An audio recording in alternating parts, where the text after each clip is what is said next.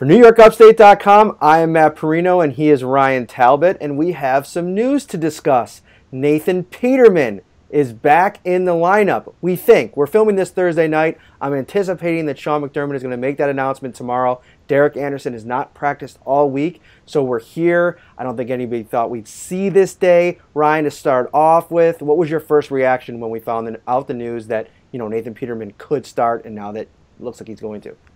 Probably here we go again. The Bills put themselves in a very tough situation this year with their quarterback room, where they didn't bring a veteran in the offseason. They had a quarterback competition between Peterman, Josh Allen, and A.J. McCarron. Traded McCarron away, obviously, for a fifth-round pick, gave Peterman the job, and that obviously blew up in Buffalo's face because he was benched within the first week on the job. Comes back in, actually makes a beautiful touchdown pass to Zay Jones against the Texans, helps the Bills get the lead there. And then all of a sudden, though, he reverts back into making those wrong reads, making those poor throws, and throws two crucial interceptions late in the game, including one that goes for a pick six. So, here he is getting another opportunity.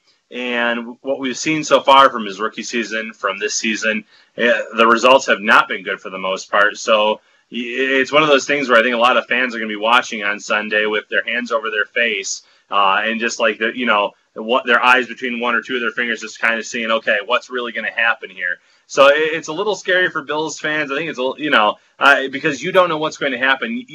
Personally, I'm rooting for the guy just because of how much, I don't know if you want to call it bad luck, or just because of all the interceptions that have occurred. The fact that he had that moment of success, and then the Bills defense couldn't stop the Texans late in the game, and they forced that, they forced a field goal, but it still ended up being tied.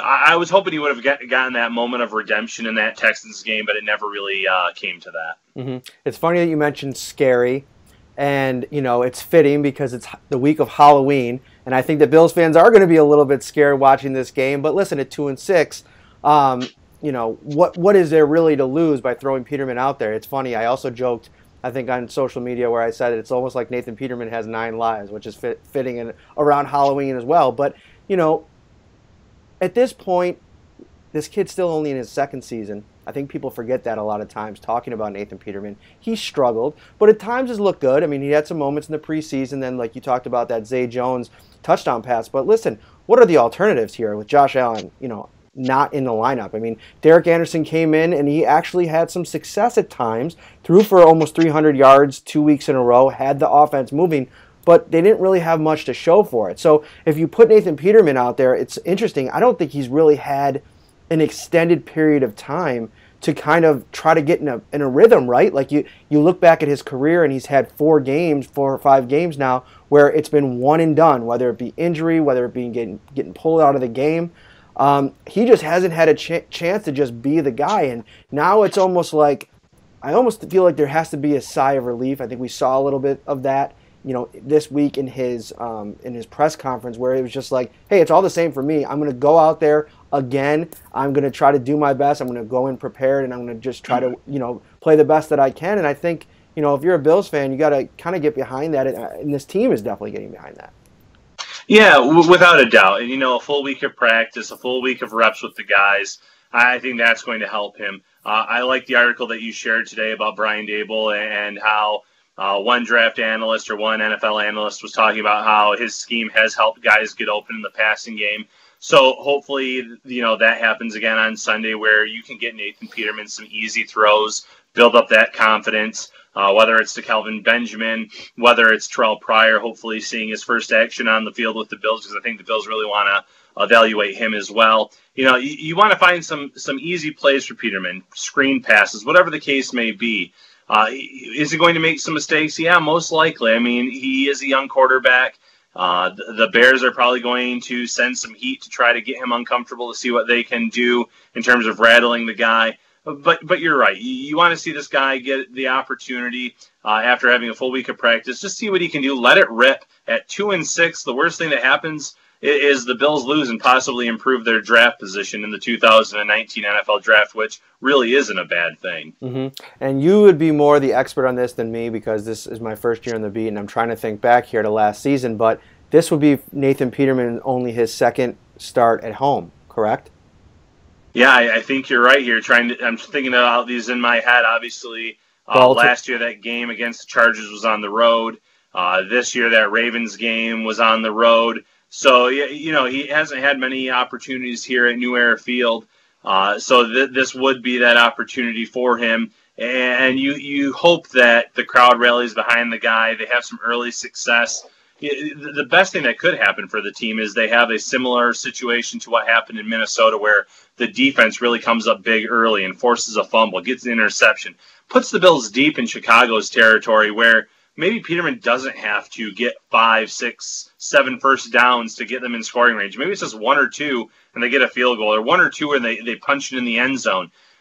Get him a short field early on, get him the lead, and then see what he can do with the lead, because it does seem like things snowball really quickly, whether it's at 0-0 or whether, once the team scores and puts up some points on the Bills. Mm-hmm. And I definitely think that, right in line with what you're talking about, on the other side of the ball, it's not an experienced quarterback or offense that's coming into this game. You're talking about Mitchell Trubisky, still at about 20 starts in his NFL career, and a guy that, I talked to Rich Campbell from the Chicago Tribune this week, and he talked about, accuracy was what he was being touted for when he was coming out of school, and there's been some concerns with his accuracy, especially on deep ball. So he's going to be going up against the 6th-ranked defense in the NFL in this Bills defense at home the Bills at home, a very, very tough place to play in New Era Field. I feel like the fans always come out and make it a tough spot for quarterbacks to play in. I mean, even Tom Brady says it's a tough place to play. So, I mean, just imagine what it's going to be like for Mitchell Trubisky. So, I think right in line with what you're saying, if they could keep things simple for Nathan Peterman. But,